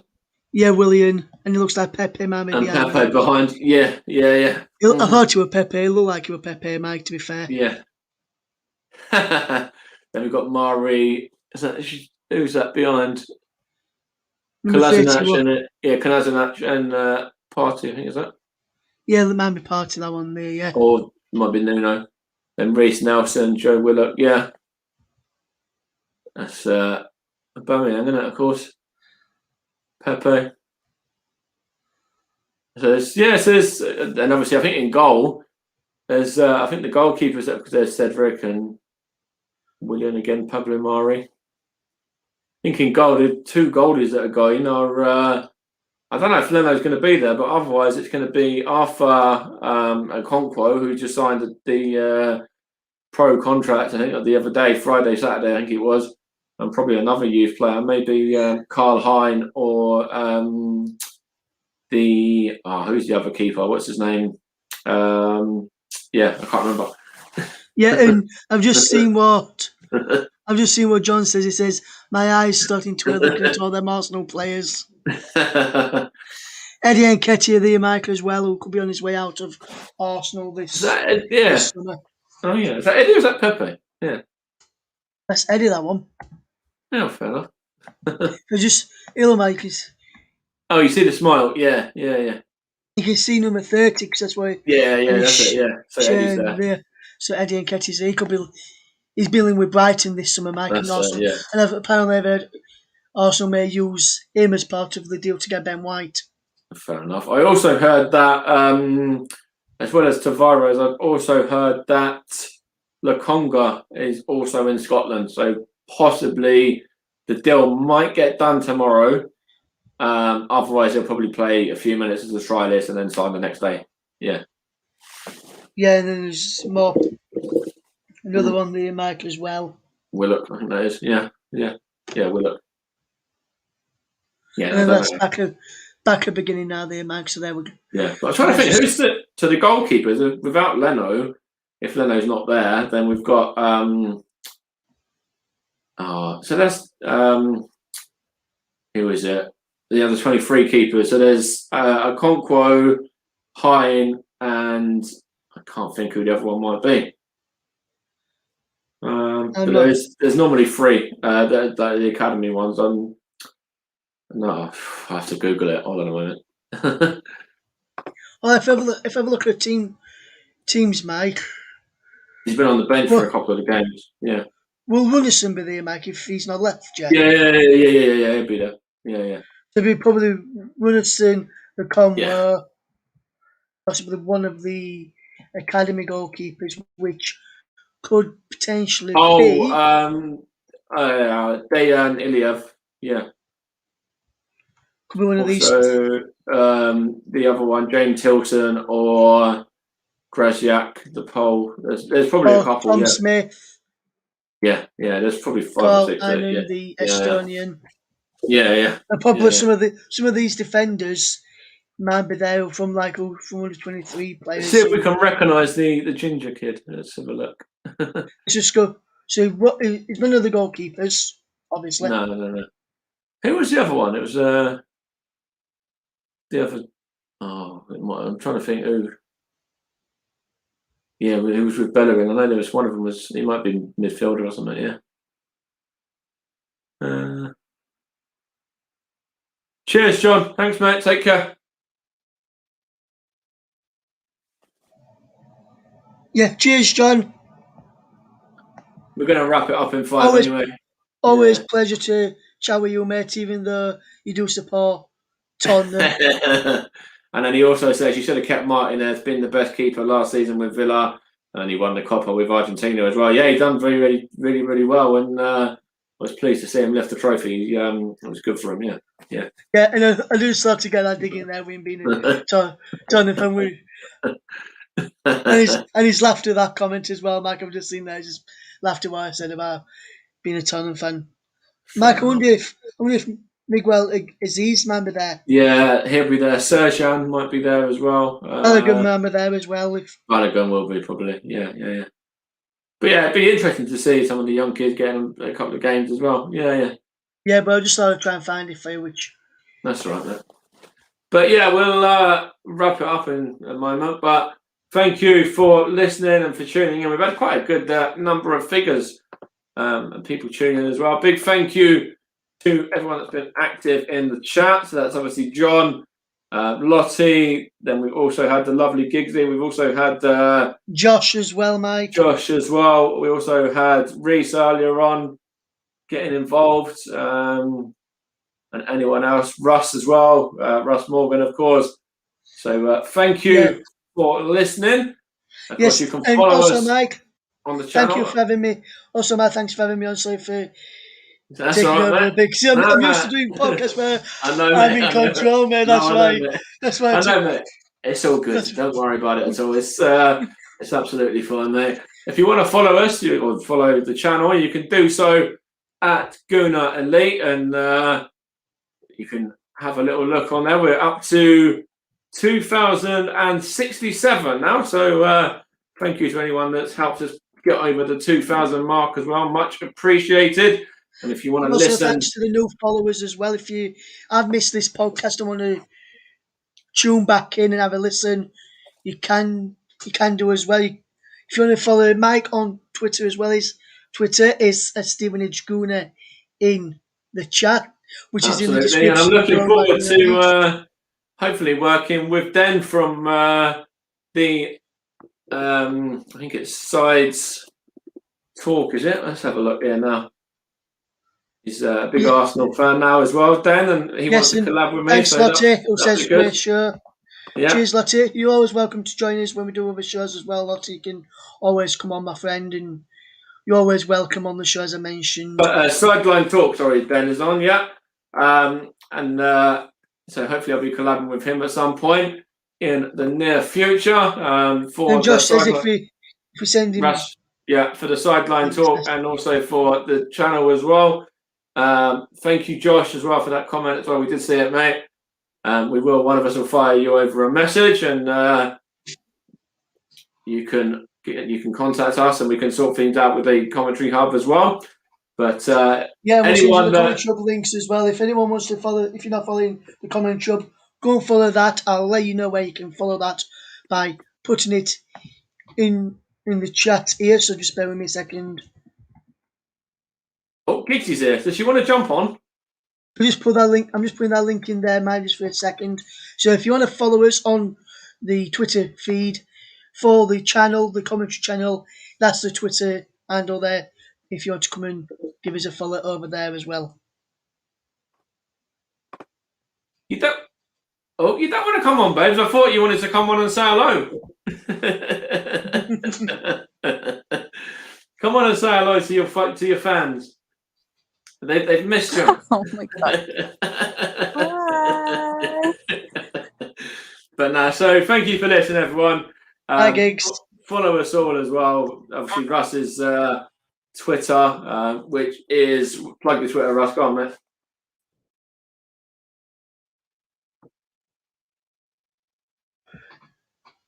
At _media_journo is where you can follow me. So that's say that again. So that's at media_journo. Yeah. _media journo. Follow Gigsy, which is at Princess Giggly. So that's Princess, then Giggley.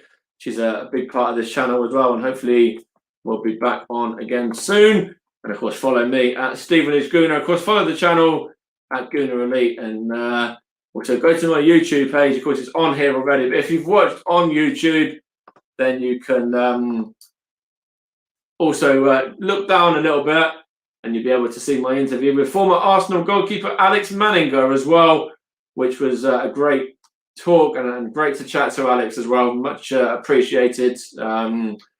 The former Arsenal shot stopper took about 25 minutes out of his day to talk to me on Friday. So if you want to hear that, then that's on my YouTube as well. But thank you, Lottie there, saying she always wants to get involved as well, which is great to hear.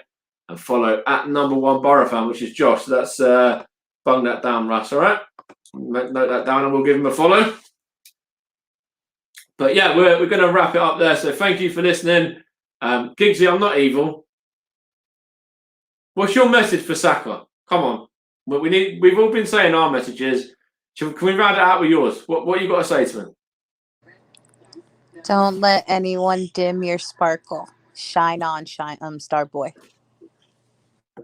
We'll wrap it up there. Perfect. And echo every single word of that. Cheers, everyone. Thanks for listening. We'll be back just in time for the new season. We might even do maybe a pre-season review about how pre-season's gone. Oh yeah, and we'll certainly be back when there's some new signings. So let's hope there's plenty of them to come as well.